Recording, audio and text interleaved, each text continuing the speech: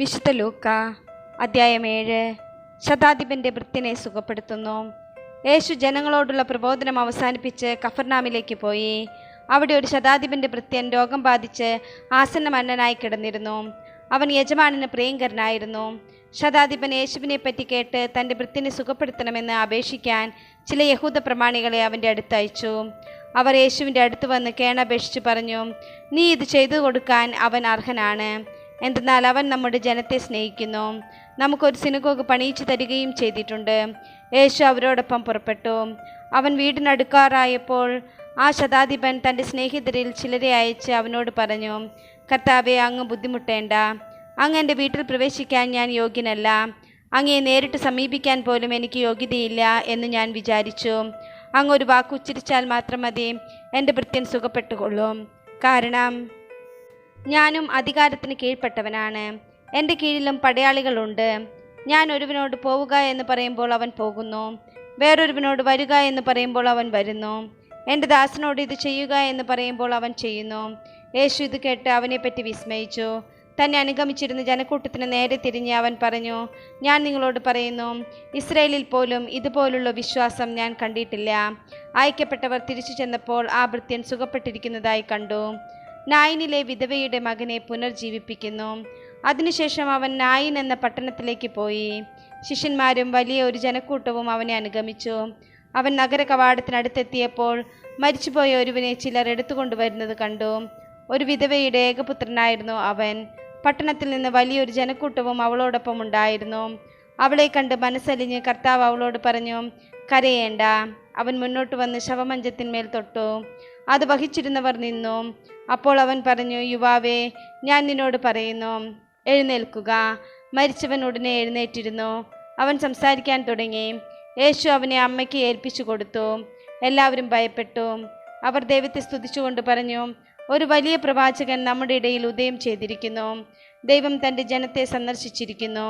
അവനെപ്പറ്റിയുള്ള ഈ വാർത്ത യൂദയ മുഴുവനിലും പരിസരങ്ങളിലും പരന്നു. സ്നാപകന്റെ ശിഷ്യന്മാർ യേശുവിനെ സമീപിക്കുന്നു. ഈ സംഭവങ്ങളെ പറ്റിയെല്ലാം യോഹന്നാന്റെ ശിഷ്യന്മാർ അവനെ അറിയിച്ചു.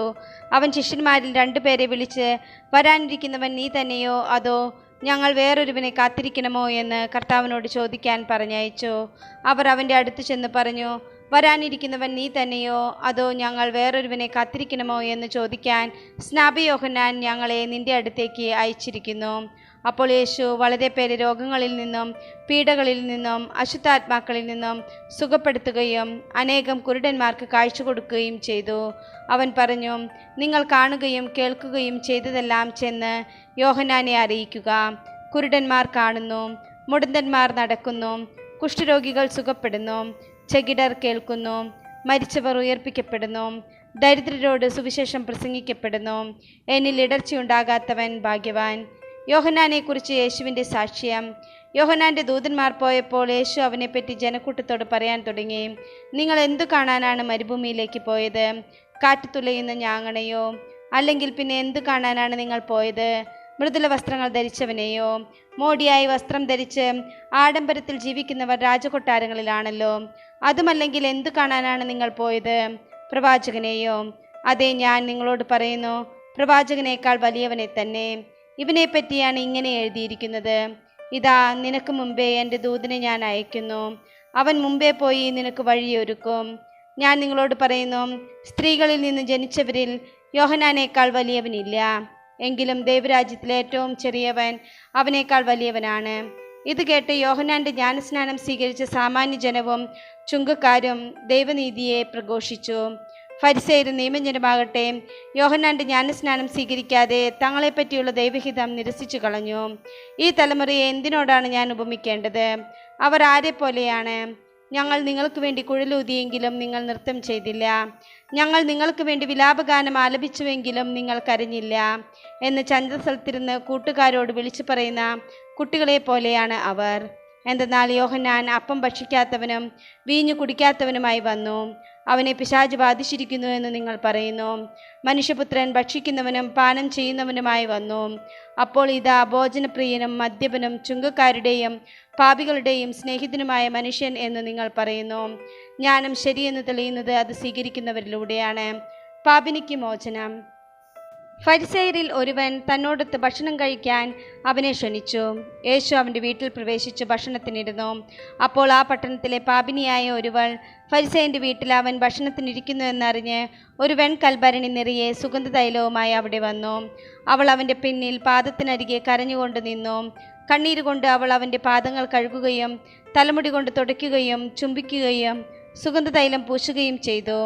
അവനെ ക്ഷണിച്ച ആ ഫരിസേയൻ ഇത് കണ്ട് സ്വഗതമായി പറഞ്ഞു, ഇവൻ പ്രവാചകനാണെങ്കിൽ തന്നെ സ്പർശിക്കുന്ന സ്ത്രീ ആരെന്നും ഏത് തരക്കാരിയെന്നും അറിയുമായിരുന്നു. ഇവൾ ഒരു പാപിനിയാണല്ലോ. യേശു അവനോട് പറഞ്ഞു, ശിമയോനെ, എനിക്ക് നിന്നോടൊരു കാര്യം പറയാനുണ്ട്. ഗുരു അരുളി ചെയ്താലും എന്നവൻ പറഞ്ഞു. ഒരു ഉത്തമർണന് 2 കടക്കാരുണ്ടായിരുന്നു. ഒരുവൻ 500 മറ്റവൻ 50 ദനാറ് കടപ്പെട്ടിരുന്നു. വീട്ടാൻ കഴിവില്ലാത്തതുകൊണ്ട് ഇരുവർക്കും അവൻ ഇളച്ചു കൊടുത്തു. ആ 2 പേരിൽ ആരാണ് അവനെ കൂടുതൽ സ്നേഹിക്കുക? ശിമയോൻ മറുപടി പറഞ്ഞു, ആർക്കവൻ കൂടുതൽ ഇളവ് ചെയ്തോ അവൻ എന്ന് ഞാൻ വിചാരിക്കുന്നു. അവൻ പറഞ്ഞു, നീ ശരിയായി തന്നെ വിധിച്ചു. അനന്തരം യേശു ആ സ്ത്രീയുടെ നേരെ തിരിഞ്ഞ് ശിമയോനോട് പറഞ്ഞു, നീ ഈ സ്ത്രീയെ കാണുന്നല്ലോ. ഞാൻ നിന്റെ വീട്ടിൽ വന്നു. കാല് കഴുകുവാൻ നീ എനിക്ക് വെള്ളം തന്നില്ല. എന്നാൽ ഇവൾ കണ്ണീരുകൊണ്ട് എൻ്റെ കാല് കഴുകുകയും തലമുടി കൊണ്ട് തുടയ്ക്കുകയും ചെയ്തു. നീ എനിക്ക് ചുംബനം തന്നില്ല. എന്നാൽ ഞാനിവിടെ പ്രവേശിച്ചതു മുതൽ എൻ്റെ പാദങ്ങൾ ചുംബിക്കുന്നതിൽ നിന്ന് ഇവൾ വിരമിച്ചിട്ടില്ല. നീ എൻ്റെ തലയിൽ തൈലം പൂശിയില്ല. ഇവളോ എൻ്റെ പാദങ്ങളിൽ സുഗന്ധതൈലം പൂശിയിരിക്കുന്നു. അതിനാൽ ഞാൻ നിന്നോട് പറയുന്നു, ഇവളുടെ നിരവധിയായ പാപങ്ങൾ ക്ഷമിക്കപ്പെട്ടിരിക്കുന്നു. എന്തെന്നാൽ ഇവൾ അധികം സ്നേഹിച്ചു. ആരോട് അല്പം ക്ഷമിക്കപ്പെടുന്നുവോ അവൻ അല്പം സ്നേഹിക്കുന്നു. അവൻ അവളോട് പറഞ്ഞു, നിന്റെ പാപങ്ങൾ ക്ഷമിക്കപ്പെട്ടിരിക്കുന്നു. അവനോടുകൂടെ പന്തിയിലിരുന്നവർ പരസ്പരം പറയാൻ തുടങ്ങി, പാപങ്ങൾ ക്ഷമിക്കുക പോലും ചെയ്യുന്ന ഇവൻ ആരാണ്? അവൻ അവളോട് പറഞ്ഞു, നിന്റെ വിശ്വാസം നിന്നെ രക്ഷിച്ചിരിക്കുന്നു. സമാധാനത്തോടെ പോവുക.